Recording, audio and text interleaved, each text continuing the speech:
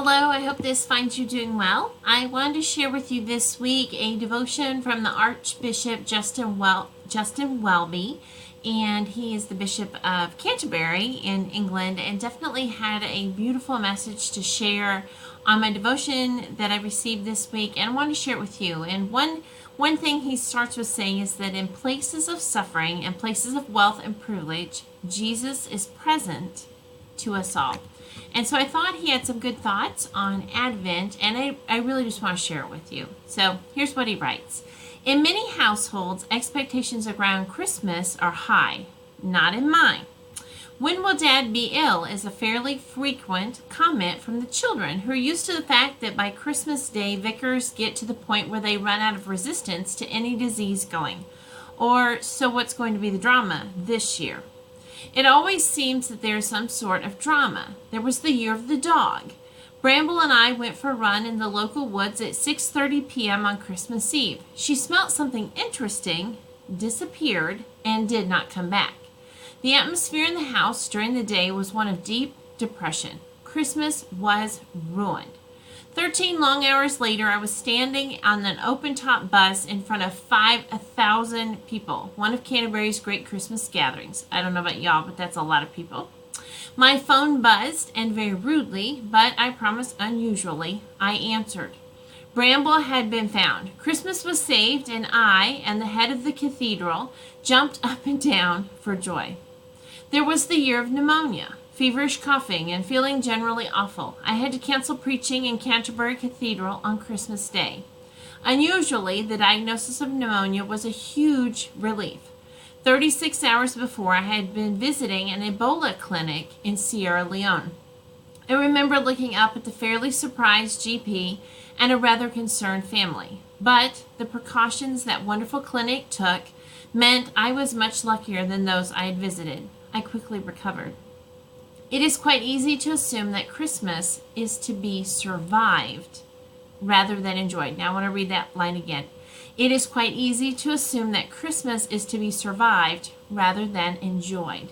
But I am not in the least cynical, because every year there is something. As I look back over the past 12 months, which speaks to me of the miracle of God coming to be with us. Let's be clear. Christmas is not really about babies and mangers. Jesus is Emmanuel, God with us. God came to live among us, to be born and live and have his flesh crucified by others, all so he could be with us. There is nothing human God does not understand, or in Jesus does not witness. He flipped our understanding of power on its head, arriving as a newborn baby with no protection, no army, and none of the gaudy trappings of power. As is common to all of our lives, this year has had great highs and lows. As my wife Caroline and I continue our travels across the Anglican Communion, we spend time with Christians in utterly different circumstances to our own, often circumstances of war and profound hardship. My hope always in visiting others is to offer companionship and witness, to show that no matter the darkness that has descended, they are not forgotten. A high point of my year was, of course, the royal wedding, and you can tell this was written a while back. An extraordinary day which I felt both personal and global. Bishop Michael Curry proclaimed the glad tidings of the revolutionary power of the love of God. His words ringing out in the chapel as we celebrated God's love in such spectacular fashion. Our memory I will treasure. In places of suffering and places of wealth and privilege, Jesus is present to us all. Present as the one who loves us until death and beyond. As I celebrate Christmas this year, listen to the readings and carols. I will pray to receive and be a witness to the revolution of love that arrived as God, becoming a vulnerable baby.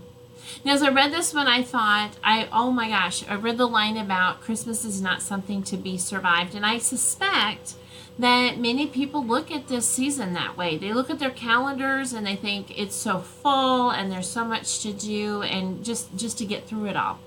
And that is certainly what we hope that you're not planning to do. It's not just something to survive. Advent is a season of expectation, a season of preparing our hearts for the hope and love of Jesus Christ, to remember his birthday. So, whatever you have to do this year to make sure it's not a season of survival, but it's a season of joy and heart preparation for Jesus every single day in your life, I encourage you to do that. Whether it's stopping to take time to read a devotion each day, which is one thing I've done, and we put in the church newsletter that you could sign up to read the links that our Great Plains Conference is providing each and every day. And each day we're reading a chapter in the book of Luke, so that by Christmas we will have read the entire book and we will have walked through Jesus's life journey. That's one way that you could prepare. Another would be just to set aside time to spend alone. Spend some time in prayer, spend some time with a good old book that would help refocus your life with your Bible, or with just music. I think music sometimes is a powerful way. So listening to the carols of Christmas, listening to some good Christian Christmas music can be very uplifting to our souls and to our lives. So that Christmas is not something that we just survive, but something that we enjoy and that we look forward to this Advent season. So I encourage you today, if you've not already, I encourage you to come on Sunday. Spend your Sundays with us during Advent. We are walking through a wonderful edition of A Christmas Carol, and we're showing snippets, about a 6-minute snippet this week.